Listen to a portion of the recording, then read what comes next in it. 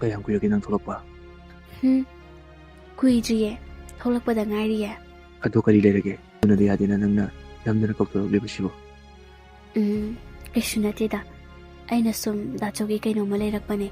Aduda dachauda pigena ngasi unada yadena haijinbane. Dacho, selo silo. Janu nang dosi kaino. Se. Ay masilaw mo. Dacho nangna waribada. Aisu khange. Adubu aikhoi ani nusinarine haiduna matam kuina sangna paw mata phaunadana leibada ai nuaiteba.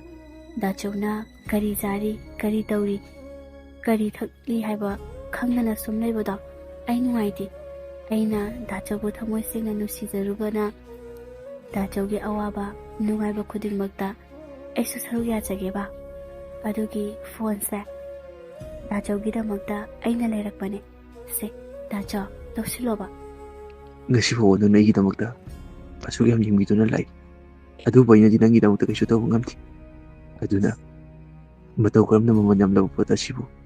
Ay na law ni siya no. Dacho, adum na haigano. Se, please. Ay natawriba asidagi dacho na aibu thamboy sengna nusibibada.